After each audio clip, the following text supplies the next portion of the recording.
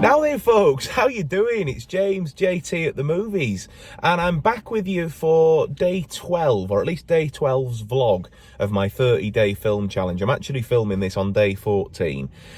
Just before we jump into it, guys, I've had an absolute pig of a week, and I just unfortunately didn't have the time nor the energy to do these for you, but I found that I have a bit of time this evening to do these vlogs. I managed to get the two films watched yesterday, the day 12 and the day 13, so I've been able to do that, and I can do these vlogs then for you today, and they're all going to come out as I've announced this evening for you after I've watched day 14's film tonight. But thank you for bearing with me.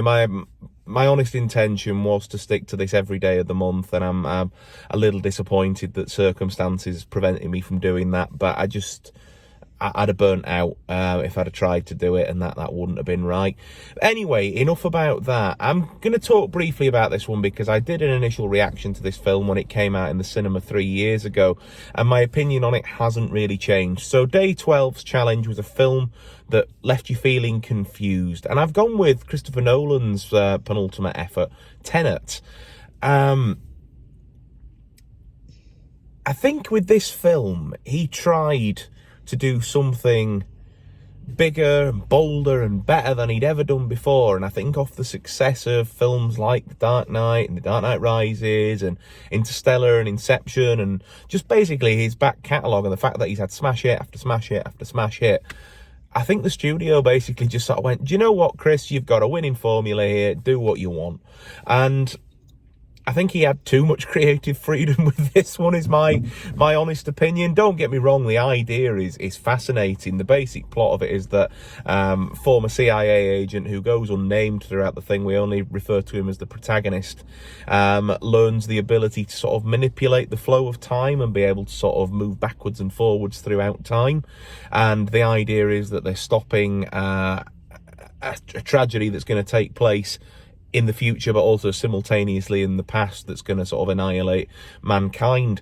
And the protagonist is played by John David Washington, Denzel's son, and he's fantastic in this. He's a really great lead, and I'm really excited to see more from him. I've actually only ever seen him in this, but he's a very compelling lead and one of the strongest parts of the film, and I'd be interested to see more. But along the way, he teams up with Neil, played by Robert Pattinson, Kat, who's played by Elizabeth Debicki, Michael Caine plays Sir Michael Cosby, and they all sort of team up and work together to go against Andre Sater, played by Kenneth Branagh, who's the film's villain and is the guy that's sort of going to destroy the past from the future, sort of thing. Like I say, it's too convoluted, really, and the film sort of sets up things that don't kind of go anywhere. Like, you know, you're going to hear a word, Tenet, and it's going to open some doors for you, and he uses it once, and that's when he meets the actress that played Fleur Delacour in Harry Potter. And then, other than sort of briefly mentioning the fact that Tenet exists, he never uses it as a code word again, and it all, like I say, I came out of it sort of thinking, all right, so what were the point? It all could have been achieved so much easier. And the bits where it was sort of like going forward and backwards in time at the same moment should have been really cool, and is not, to my knowledge, something that's ever been tried in a time travel film before.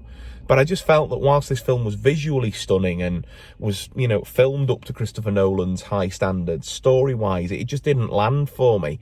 And with that confusing element, the bit where, and spoilers for the end of the film here, but the bit where Neil sort of walks off to go and die because he's going backwards in time and the protagonist is going forwards in time, they sort of say, oh, well, it's the end of my journey for us, but it's the start of it for you. And I came out of the cinema thinking that Elizabeth Debicki's little boy was going to grow up to be Neil, and he was going to sort of train him and sort of hone his skills, and he was going to grow up to be this sort of, you know, almost like one of these sort of like paradox loops where he sort of trains him to become himself, sort of thing. But apparently that was not the intention, and the kid's just a kid. So yeah, that was my film that I picked for day 12, a film that I found confusing. I just felt that it was overcomplicated, it didn't need to be, and whilst it was visually stunning and an interesting concept, the execution for me left a lot to be desired, which is a real shame, because Nolan is in my top 3 filmmakers of all time. I absolutely adore pretty much everything else. In fact, everything else in the man's filmography. But this one for me just didn't land. So I'm going to be stepping into Oppenheimer very, very cautiously. I'm very excited for it, but I'm also sort of going in with that. Ooh, it could be, you know, and it might not sort of scratch the itch for me. But we'll come back to Oppenheimer at a later date when I do a review for that with Phil and Laura on the channel. Let me know your thoughts down below on Tenet, guys. Did you find it confusing, or did it work for you? Is there something that I'm missing? Let me know. Let's get a conversation going. Drop the video a thumbs up if you've enjoyed it. Lets me and YouTube know to keep making them. And if you're coming across me for the first time, hi, nice to meet you. Please think about subscribing to the channel, and then that way I can keep you around for future videos. And of course, it'll help my channel to grow as well, which would mean a lot. But above all else, folks, take care of yourselves, and I'll see you later on tonight for days 13 and 14's vlogs. Bye for now.